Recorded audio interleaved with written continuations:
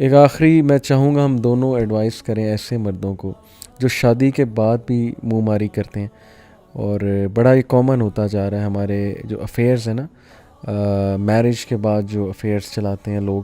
اچھا میں آپ کو اپنے ایک دوست کی بات بتاتا ہوں، بڑی زبردست انہوں نے بات کی. انہوں نے کہا کہ ینگسٹر سے بات کر رہے تھے کہ یاد رکھو اگر تم لوگ شادی سے پہلے اپنی حفاظت نہیں کرتے، پورن ایڈکشن کے شکار ہو جاتے ہو، یا تمہیں چیٹنگ کا بڑا مزہ آتا ہے اپوزٹ جینڈر سے اور ایٹ دا سیم ٹائم 5 سے لگے ہوئے ہو، یاد رکھو کہ شادی کے بعد بھی تمہاری یہ حرام کے ساتھ جو لذت والی عادت ہے یہ نہیں جائے گی.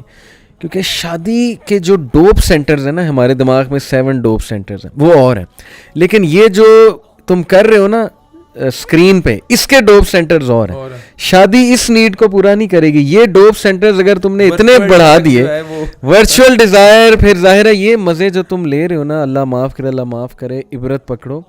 اگر یہ مزے تمہارے ایڈکشن بن گئی تو یہ شادی بھی نہیں اس کو ختم کر سکے گی، پھر بھی تم باہر منہ مارو. دیکھیں میں سمجھتا ہوں اس چیز کی اصلاح صرف اور صرف جو ہے وہ دین کر سکتا ہے. اور اگر ایک بچے کا کانسیپٹ کلیئر کر دیا جائے، الخبیثات للخبیثین والخبیثون للخبیثات والطیبات للطیبین والطیبون للطیبات، اس کے علاوہ ولا تقربوا الفواحش ولا تقربوا الزنا ان الذين يحبون ان تشيع الفاحشة في الذين آمنوا لهم عذاب أليم في الدنيا والآخرة. اگر ان آیتوں کا کنسیپٹ اگر کسی بندے کو سمجھا دیا جائے اور اس کی اصلاح کر دی جائے تو میرا خیال ہے تبھی ممکن ہے، ورنہ آپ کسی بھی طرح اس کی ایڈکشن ختم نہیں کر سکتے. اس کو یہ بتانا پڑے گا کہ اس چیز کا امپیکٹ تمہاری معیشت پہ آئے گا، فحاشی کا امپیکٹ جو ہے تمہارے روزگار پہ آئے گا، فحاشی کا امپیکٹ تمہارے بچوں پہ آئے گا، تمہاری ازواجی زندگی پہ آئے گا، تمہارے ریلیشن شپس پہ آئے گا، اور تم تباہ و برباد ہو جائے گا دنیا میں. ان الذین یحبون ان تشیع الفاحشہ فی الذین آمنوا لهم عذاب علیم فی الدنیا والآخرہ. اللہ تعالیٰ نے کہہ دیا ہے کہ دنیا اور آخرت میں عذاب ہے. تو دنیا میں کیا عذاب ہے؟ تم کبھی زندگی کے اندر کامیاب نہیں ہو سکتے. You will never achieve what you want, you will never be successful. تمہاری اولاد تمہاری کبھی فرما بردار نہیں ہوگی، تمہاری اولاد بدکاری میں تمہاری طرح ملوث ہو جائے گی.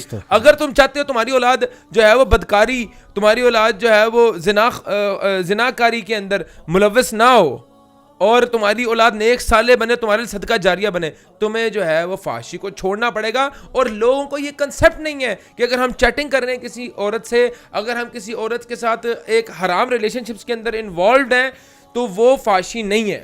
لوگ صرف فحاشی تو بڑا چھوٹا ورڈ ہے، وہ زنا ہے. میں کہہ رہا ہوں کہ لوگوں کا زنا کا منہ کا بھی زنا ہے، آنکھوں کا بھی زنا ہے، ہاتھ کا بھی زنا ہے. کنسیپٹ نہیں کلیئر. لوگ کہتے ہیں کہ زنا از جسٹ جو ہے نا وہ آپ کا جو ہے وہ سیکشل ایکٹیویٹی کو ہی زنا وہ کہتے ہیں. نہیں، زنا بگنز جب آپ پہلی بار کسی کو دیکھو، پھر اس کو انوالو ہو، پھر اس سے چیٹنگ کرو، پھر اس کے بعد اس کے ساتھ ملو، اس کو آپ ہاتھ ملاؤ، ہر چیز میں آپ جو ہے نا وہ ہر چیز کا، ہر اعضاء کا شیئر ہوتا ہے زنا میں. ہماری آنکھوں کا، ہمارے کانوں کا، کانوں کا، زبان کا. جب ہم ایسی ایکٹیویٹیز میں ملوث ہو جاتے ہیں جس میں ہم حرام کام دیکھیں، ہر بندہ اللہ تعالیٰ کی رحمت کا جو ہے نا وہ محتاج ہے. اللہ کی رحمتیں ایسے بندے سے اٹھ جاتی ہیں جو بندہ فحاشی اور زنا کے اندر ملوث ہوتا ہے. اللہ تعالیٰ کی رحمت کے بغیر تم کیا چیز اچیو کر سکتے ہو؟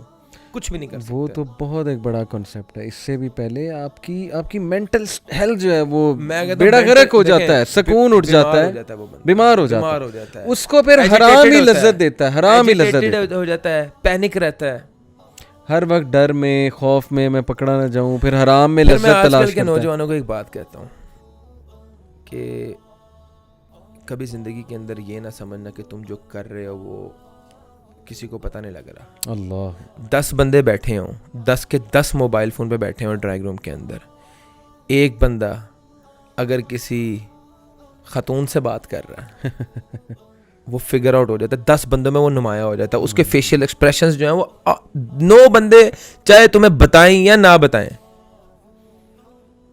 تمہیں اللہ تعالیٰ ایکسپوز کر رہا ہے تمہارے جیسچر سے، تمہارے ایکشن سے. تمہیں اللہ سے ڈرنا چاہیے، اور تمہیں اللہ سے ڈرنا چاہیے. میں بات کرتا ہوں کہ آپ یہ میری آپ بات کو جو ہے وہ بیسک سروے کروا لیں آپ نے اس بات کا، اور جو یہ سن رہے ہیں ان کو پتہ ہے میں کیا بول رہا ہوں.